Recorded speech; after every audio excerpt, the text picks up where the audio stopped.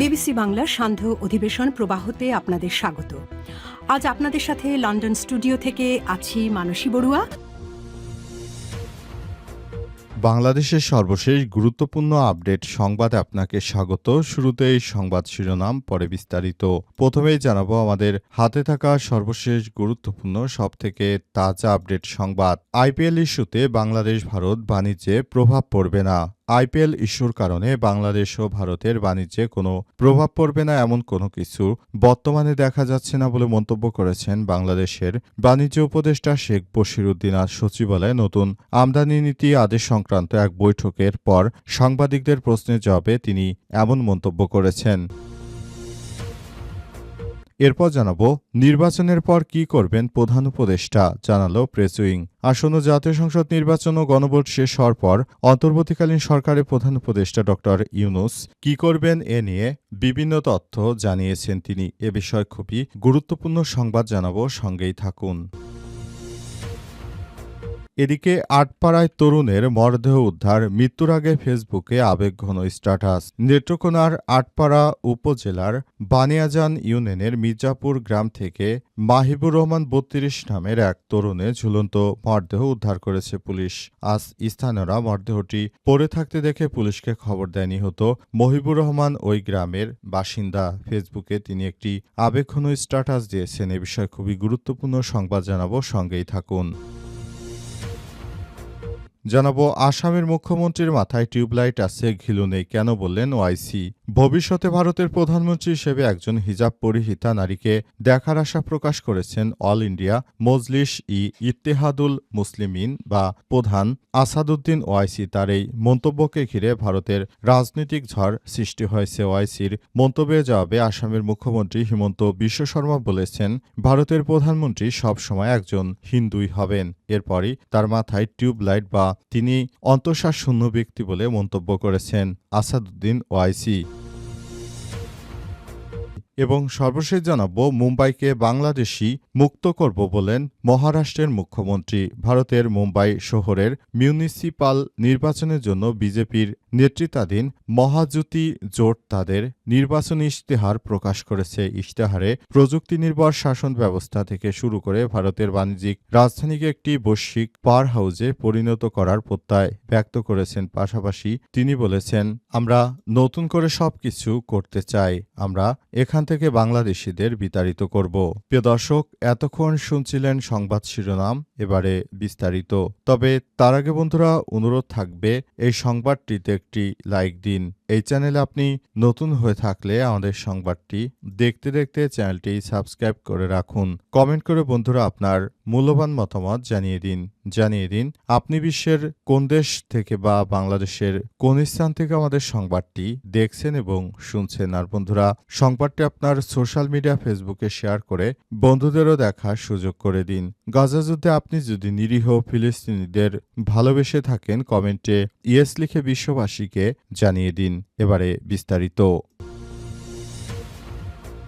IPL ইস্যুতে বাংলাদেশ ভারত বাণিজ্যে কোনো প্রভাব পড়বে না বললেন বাণিজ্য উপদেষ্টা।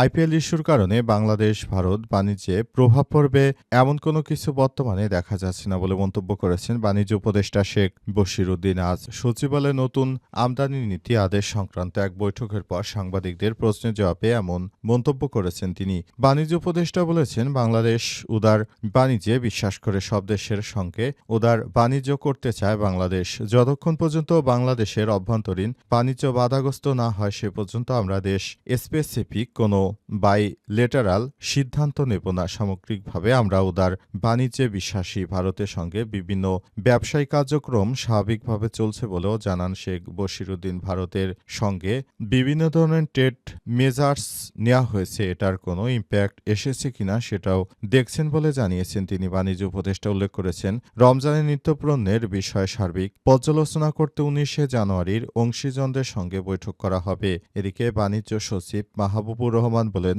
শর্ত শিথিল করে বাণিজ্য আরও সহজ করার জন্য আমদানি নীতি আদেশ সংশোধন করা হচ্ছে। খসড়া আমদানি নীতি দ্রুত ক্যাবিনেটে উত্থাপন করা হচ্ছে। এই ঘটনার পর পুরো বাণিজ্য নীতিকে আরও আমরা ঢেলে সাজাবো বলে জানিয়েছেন বাণিজ্য উপদেষ্টা শেখ বশিরউদ্দিন। শেখ বশিরউদ্দিনের নির্দেশে এগুলো করা হচ্ছে। নির্বাচনের পর কি করবেন প্রধান উপদেষ্টা জানালো প্রেস উইং। আসন্ন জাতীয় সংসদ নির্বাচন ও গণভোট শেষ হওয়ার পর অন্তর্বর্তীকালীন সরকারের প্রধান উপদেষ্টা ডক্টর ইউনূস কি করবেন এ নিয়ে জনমনে নানা কৌতূহল থাকলেও এবার নিজেই জানালেন তার ভবিষ্যৎ পরিকল্পনার কথা। নির্বাচন পরবর্তী সময়ে তিনি ৩টি নির্দিষ্ট খাতে কাজ করার পরিকল্পনা দেখিয়েছেন। রাষ্ট্রীয় অতিথি ভবন যমুনায় জাপানের প্রাক্তন প্রধানমন্ত্রী শিনজো আবের সহধর্মিণী আকিয়ে আবের সঙ্গে বৈঠককালে এসব পরিকল্পনার কথা জানান ডক্টর ইউনূস। পরে বিকেলে রাজধানী বেলি রোডে ফরেন সার্ভিস একাডেমিতে আয়োজিত এক প্রেস ব্রিফিংয়ে বৈঠকের বিস্তারিত তুলে ধরেন প্রধান উপদেষ্টার প্রেস সচিব আবুল কালাম আজাদ মজুমদার। প্রেস সচিব জানান, বৈঠকে আকিয়ে আবে ডক্টর ইউনূসের কাছে নির্বাচন পরবর্তী সময়ে তার ভবিষ্যৎ কর্মপরিকল্পনা সম্পর্কে জানতে চান। জবাবে প্রধান উপদেষ্টা জানান, তিনি মূলত ডিজিটাল স্বাস্থ্যসেবা উন্নয়ন, তরুণ উদ্যোক্তা সৃষ্টি এবং 3.0 উদ্যোগ এই 3টি বিষয়ে কাজ চালিয়ে যাবেন। ডক্টর ইউনূসের প্রথম পরিকল্পনা অনুযায়ী ডিজিটাল হেলথ কেয়ার ব্যবস্থাপনার উন্নয়নের মাধ্যমে দেশের ঝুঁকিপূর্ণ জনগোষ্ঠী, বিশেষ করে নারীদের স্বাস্থ্যসেবায় প্রবেশাধিকার বাড়ানোর উদ্যোগ নেওয়া হবে। একই সঙ্গে প্রবাসী বাংলাদেশিরা যেন ডিজিটাল পদ্ধতিতে দেশে থাকা পরিবার সদস্যদের স্বাস্থ্যসেবার খোঁজখবর রাখতে পারে সেই ব্যবস্থাও জোরদার করা হবে এবং নতুন করে সবকিছু আবার তিনি করতে চান। অন্তর্বর্তীকালীন সরকারের প্রধান উপদেষ্টা তিনি নতুন বাংলাদেশ গড়ে তোলার জন্য কাজ করছেন এবং সে অনুযায়ী বাংলাদেশকে সাজাতে চান। আটপাড়ায় তরুণের মরদেহ উদ্ধার, মৃত্যুর আগে ফেসবুকে আবেগঘন স্ট্যাটাস। নেত্রকোনার আটপাড়া উপজেলায় বানিয়াজান ইউনিয়নের মির্জাপুর গ্রাম থেকে মহিবুর রহমান ৩২ নামের এক তরুণের ঝুলন্ত মরদেহ উদ্ধার করেছে পুলিশ। আজ স্থানীয়রা মরদেহটি পড়ে থাকতে দেখে পুলিশকে খবর দেয়। নিহত মহিবুর রহমান ওই গ্রামের আব্দুর রহিমের ছেলে। স্থানীয় সূত্র থেকে জানা গেছে, রোববার ফজরের নামাজের পর মির্জাপুর গ্রামে মহিবুলের মরদেহ পড়ে থাকতে দেখেন প্রতিবেশীরা। স্বজন ও স্থানীয়রা জানিয়েছে, তাকে দীর্ঘদিন ধরে ব্যক্তিগত সম্পর্কজনিত কারণে মানসিক চাপ ও হতাশায় ভুগছিলেন। মৃত্যুর আগে তিনি একটি ফেসবুকে স্ট্যাটাস দিয়েছেন, যে স্ট্যাটাসটি ইতিমধ্যেই ভাইরাল হয়েছে এবং এসব বিষয় নিয়ে তারা দ্রুততম সময়ের মধ্যে কাজ করতে চায়। অন্তর্বর্তীকালীন সরকারের প্রধান উপদেষ্টা প্রফেসর ডক্টর মোহাম্মদ ইউনূসের সরকারের উচিত দেশের অভ্যন্তরে যেন যে বিশৃঙ্খল পরিস্থিতি বা মানসিকভাবে যারা খুবই হতাশাগ্রস্ত রয়েছে তাদের জন্য কোনো কিছু করা, তা না হলে এভাবে অনেকেই ডিপ্রেশনে ভুগে তারপর মৃত্যুবরণ করছে। সুতরাং এসব বিষয়গুলোকে সরকারকে অবশ্যই দায়িত্বশীলতার ভূমিকা পালন করতে হবে। মৃত্যুর আগে উক্ত ব্যক্তির এসব পোস্ট ইতিমধ্যেই সামাজিক যোগাযোগ মাধ্যমে ভাইরাল হয়েছে এবং এসব বিষয় নিয়ে অনেকেই নানা বিষয়ে কথা বলাবলি শুরু করেছেন। আসামের মুখ্যমন্ত্রীর মাথায় টিউবলাইট আসছে কেন বললেন ওআইসি। ভবিষ্যতে ভারতের প্রধানমন্ত্রী হিসেবে একজন হিজাব পরিহিতা নারীকে দেখার আশা প্রকাশ করেছেন অল ইন্ডিয়া মজলিসি ইত্তেহাদুল মুসলিমিন বা ওআইসি প্রধান আসাদুদ্দিন ওয়াইসি। তার এই মন্তব্যকে ঘিরে ভারতে রাজনৈতিক ঝড় তৈরি হয়েছে। ওয়াইসির মন্তব্যের জবাবে আসামের মুখ্যমন্ত্রী হিমন্ত বিশ্ব শর্মা বলেছেন, ভারতের প্রধানমন্ত্রী সবসময় একজন হিন্দুই হবেন। এবার হিমন্তকে পাল্টা জবাব দিয়েছেন আসাদুদ্দিন ওয়াইসি। বলেছেন, সাংবিধানিক জ্ঞানশূন্য আসামের মুখ্যমন্ত্রীর মাথায় টিউবলাইট আছে। এই নেতার ভাষায় ওর মাথার ভেতরে একটা টিউবলাইট আছে। তিনি সংবিধানের উপর শপথ নিয়েছেন। সংবিধান এর কোথায় লেখা আছে যে শুধুমাত্র হিন্দুরা ভারতের প্রধানমন্ত্রী হবে?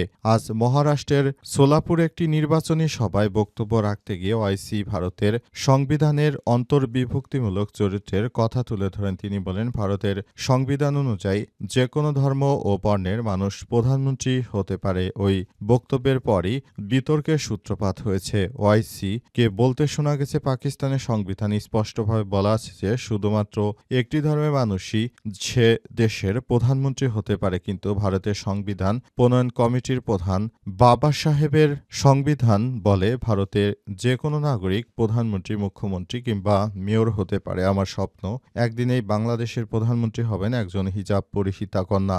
ওআইসির এই বক্তব্য বক্তব্যের কড়া সমালোচনা করেছেন আসামের মুখ্যমন্ত্রী হিমন্ত বিশ্ব শর্মা। তিনি স্বীকার করেন, সংবিধান কাউকে প্রধানমন্ত্রী হওয়া থেকে বিরত রাখে না। তবে একই সঙ্গে তিনি বলেন, যে কেউ প্রধানমন্ত্রী হতে পারেন, কিন্তু ভারত একটি হিন্দু রাষ্ট্র, হিন্দু সভ্যতা আমরা সবাই সবসময় বিশ্বাস করি। আমরা সম্পূর্ণ আত্মবিশ্বাসী যে ভারতের প্রধানমন্ত্রী সবসময় একজন হিন্দুই হবেন। আর ভারতের আসামের মুখ্যমন্ত্রী হিমন্ত বিশ্ব শর্মা বরাবরই একজন কুখ্যাত সন্ত্রাসী। তিনি যে কোনো ব্যক্তির কথারই কাউন্টার দেন।